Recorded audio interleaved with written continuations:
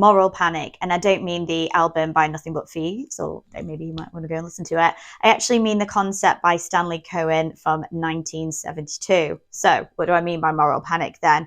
When media sensationalize and create fear and emotional outrage to a group or a behavior. So for example, hoodies, immigrants, video games, so on and so forth. They kind of maybe are vilified, and we're taught to fear them and to despise them, I suppose. And the public panics. Politicians gain legitimacy by promising to fix this problem. Hang on a minute, is there a political party that is promising to legitimize themselves by fixing immigration? Is there? Hang on a minute.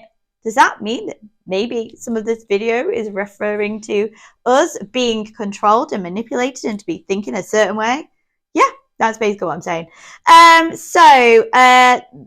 What's this link to the dead cat then? So many dead cats are moral panics in disguise, aren't they? So emotionally charged stories that make us feel a certain way, and then the government are going to come, or a particular group are going to come along and fix it for us. They'll be the heroes, and we'll be, happy that they've come along and saved us.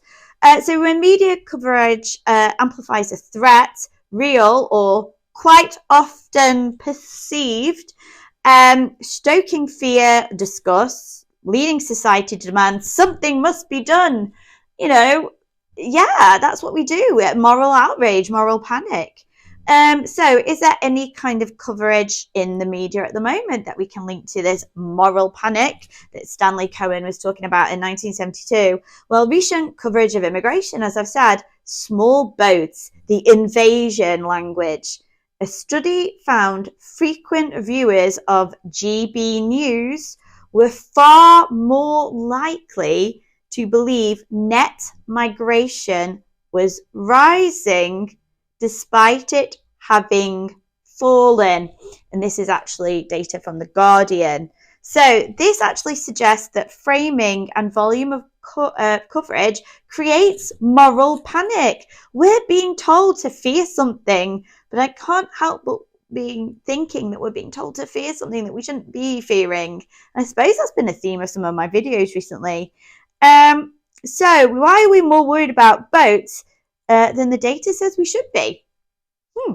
And this is why we should always look for the facts. And I suppose it goes back to that video the other week where someone thought I was lying, but actually maybe we're being manipulated, and we need to be taking stock of things and thinking about things logically.